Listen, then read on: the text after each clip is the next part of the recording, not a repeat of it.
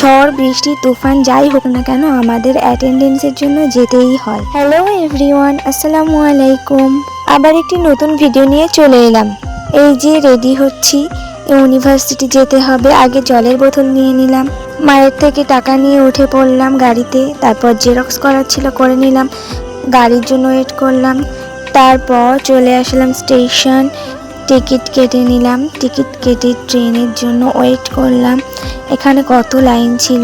তারপর একটু ওয়েট করলাম, ট্রেন আসলে চলে গেলাম নিজ গন্তব্যে রওনা দেওয়ার উদ্দেশ্যে।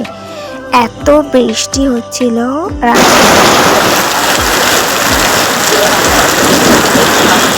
ঝড় বৃষ্টি তুফান যাই হোক না কেন আমাদের অ্যাটেন্ডেন্সের জন্য যেতেই হয়। 60 নিচে অ্যাটেন্ডেন্স থাকলে তারা ডিসকোয়ালিফাইড, তাদেরকে এক্সামে বসতে দেওয়া হয় না।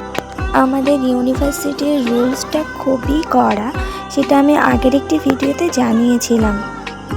আজকে দিনটা ছিল একদমই বোরিং টাইপস, কারণ আজকে আসার পথেও খুবই বৃষ্টি হলো, যাওয়ার পথে তো মুষলধারে যেটাকে বলে। কিন্তু কি করার, বাড়িতে তো যেতেই হবে। বৃষ্টি হোক, তুফান হোক, ঝড় হোক, যাই হোক না কেন বাড়িতে তো আসতেই হবে। ফেরার পথে আমার একজন বন্ধু একটি দোকান থেকে তার একটি বই নেওয়ার ছিল, সেটা নিয়ে নিল। তারপর আমরা দুজন চলে আসলাম। বন্ধুগণ, আজকের ভিডিওটা কেমন হয়েছে অবশ্যই জানাবেন। আর এই যে আমি কিনেছিলাম পকোড়া, বাসের মধ্যেই খাওয়া শুরু করে দিয়েছিলাম।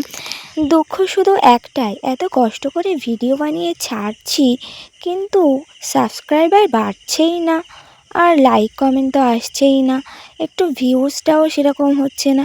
জলদি জলদি সাবস্ক্রাইব করুন।